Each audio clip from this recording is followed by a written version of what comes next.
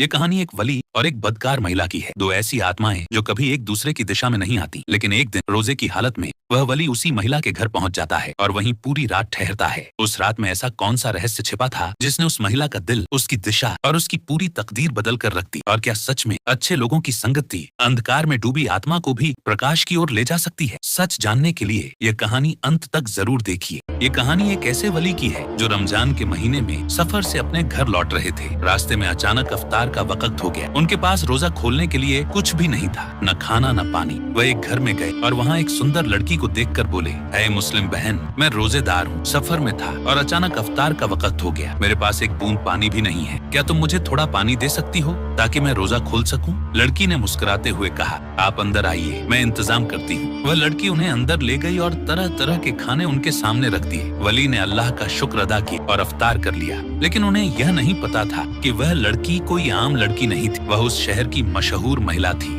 लोग उसे रात की रानी कहते थे। उसका असली नाम लैला था। अगले दिन जब वली सो रहे थे, उन्होंने सपना देखा। एक सफेद कपड़ों में शख्स उनके पास आया और बोला, ऐ अल्लाह के बंदे, तुम एक सच्चे मोमिन होकर एक बदनाम औरत के घर कैसे अफ्तार कर सकते हो? वली चौंक गए, बोले, मुझे तो कुछ पता ही नहीं था। अगर मुझे पता होता तो मैं कभी वहाँ नहीं जाता। तब उस शख्स ने कहा, उस औरत ने तुम पर एहसान किया है, तुम्हें खाना खिलाया है, अब तुम्हारा फर्ज है कि तुम भी उस पर एहसान करो, उसे गलत रास्ते से निकाल कर सही राह पर लाओ। वली ने कहा, क्या यह इतना आसान है? वह एक वेश्या है, शहर के अमीर लोग उसके पास जाते हैं, क्या वह सब कुछ छोड़ देगी? उस शख्स की आवाज सख्त हो गई, तो क्या सिर्फ इसलिए कि वह पाप में है वह अच्छी नहीं बन सकती? क्या तुमने कभी उसे अच्छाई का रास्ता दिखाया? वली चुप हो गए, बात उनके दिल तक उतर गई। अगले दिन वह फिर लैला के पास गए। लैला ने उन्हें देखा तो थोड़ी घबरा गई। वली बोले, मैं तुम्हारे पास कोई गलत इरादा लेकर नहीं आया हूँ, तुम्हें एक सच्चाई बताने आया हूँ। लैला पहले तो हैरान हुई, लेकिन फिर उसकी बातों को ध्यान से सुनने लगी। वली ने कहा,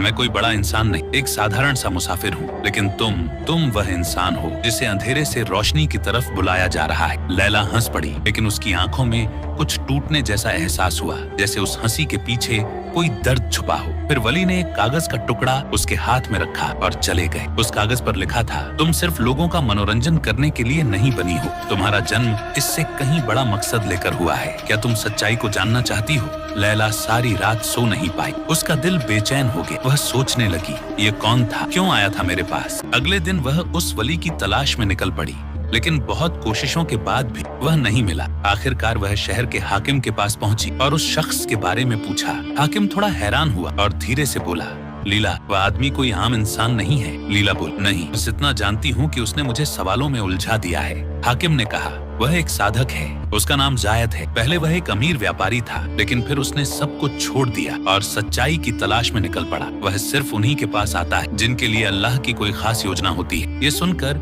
लीला का दिल कांप गया। फिर वह जायद को ढूंढने निकल पड़ी कि कार्य इधर जायद एक मस्जिद में बैठे थे। जैसे ही उन्होंने लीला को आते देखा, उनके चेहरे पर मुस्कान फैल गई। वह बोले, तुम आ गई, मुझे भरोसा था तुम जरूर आओगी। लीला की आवाज भारी थी। उसने पूछा, आपने मुझे इन सवालों के सामने क्यों खड़ा कर दिया? जायद मुस्कुराए और बोले, क्योंकि तुम जानती हो कि तुम सिर्फ रात की सुंदरता के लिए नहीं बनी हो, अल्लाह ने तुम्हें एक घर की रानी बनने के लिए भेजा है। ये सुनकर लीला का दिल फिर कांप उठा। जायद ने पूछा, तुम इस रास्ते पर कैसे आए? कभी अपने आत्मसम्मान के बारे में सोचा? लीला की आंखें भर आईं। वह बोली, कोई लड़की अपनी मर्जी से अपनी इज्जत नहीं बेचती, हालात उसे मजबूर कर देते हैं। मैंने बचपन में ही अपने माँ बाप को खो दिया था। एक व्यापारी ने मुझे गोद लिया, मगर उसने धोखा दिया और मुझे एक वेश्या को बेच दिया। तब से मेरी यह हालत है। उसकी बात पूरी भी नहीं हुई थी कि दो हथियारबंद लोग वहाँ आ गए। एक बोला, लीला, तेरा पुराना जीवन ही तेरा सच है, तू कभी बदल नहीं सकती, तू हमारी ताकत है। फिर उसने हथियार उठाया और जायद की तरफ बढ़ा। लीला घबरा गई, मगर हिम्मत करके बोली, इस आदमी को कुछ मत कह, ये बेगुनाह है, बताओ तुम क्या चाहते हो? एक ने कहा, तू हमारे लिए एक रत्न है, अगर तू चली गई तो हम बर्बाद हो जाएंगे। ये सुनकर लीला को चोट पहुंची। उसे लगा वह इंसान नहीं, एक सामान है। तब जायद ने कहा, इंसान की असली कीमत उसके दिल से होती है। अगर तुम वाकई मुक्ति चाहती हो तो अब फैसला करना होगा। लीला ने कहा, मैं अब इस जीवन में वापस नहीं जाना चाहती। एक आदमी उस पर झपटा, मगर जायद उसके सामने आ गए। उसने जायद को धक्का दिया और जायद जमीन पर गिर गए। ये देखकर लीला चीख पड़ी। उसने एक पत्थर उठाया और उस आदमी के सिर पर मार दिया। फिर वह जायद को लेकर भागी। दोनों भाग रहे थे, पीछे से आवाजें आ रही थी, मगर लीला के दिल में बस एक बात थी, मैं मुक्ति चाहती हूँ। वह एक पुरानी इमारत में छिप गए। जायद के माथे से खून बह रहा था, मगर उनकी आंखों में शांति थी। वह बोले, लीला, तुम पहली जंग जीत चुकी हो। लीला ने कहा, मेरी राह तो अभी शुरू हुई है। जायद मुस्कुराए, मुसाफिर की राह कभी आसान नहीं होती। शहर के लोग फिर इकट्ठे हो रहे थे, मगर लीला अब रात की रानी नहीं रही थी, वह नई राह पर थी। जायद ने कहा, तुम्हें शहर छोड़ना होगा, लेकिन यह अंधेरी दुनिया तुम्हें आसानी से नहीं जाने देगी। लीला ने कहा, मैं कहाँ जाऊँ, मेरा कोई नहीं है। जायद ने कहा, अल्लाह के दरबार में जिसका कोई नहीं होता वह सबसे ताकतवर होता है। वह रात के अंधेरे में निकल पड़े, मगर शहर की सरहद पर लोग गश्त कर रहे थे। जायद ने कहा,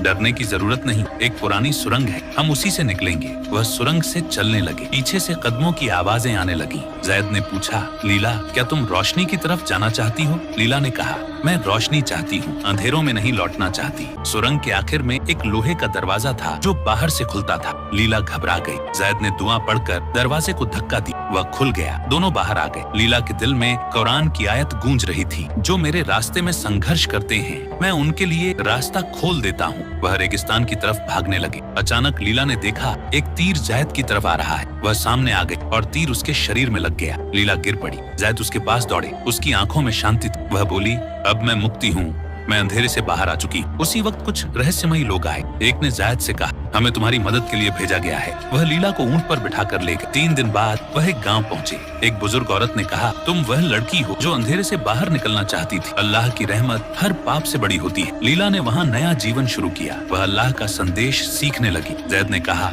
अब तुम सिर्फ लीला नहीं हो, तुम अल्लाह की नई दासी हो। लीला ने पूछा, असली मुक्ति क्या होती है? जायद बोले, मुक्ति तब मिलती है जब इंसान अपने रब से खुद से ज्यादा प्यार करना सीख जाए। एक दिन जायद ने पूछा, क्या तुम मेरे साथ अल्लाह के रास्ते पर यह जीवन बिताना चाहोगी? लीला की आंखें भर आईं। बोली, हाँ, मैं जरूर चाहती हूँ। जायद ने कहा, क्या तुम मेरी पत्नी बनोगी? लीला की आंखों ने हाँ कह दी। फिर गांव के बुजुर्गों की मौजूदगी में उनका निकाह हुआ। लीला और जायद ने एक दूसरे को इज्जत के साथ अपनाया और अल्लाह के नाम पर उनका नया जीवन शुरू हुआ।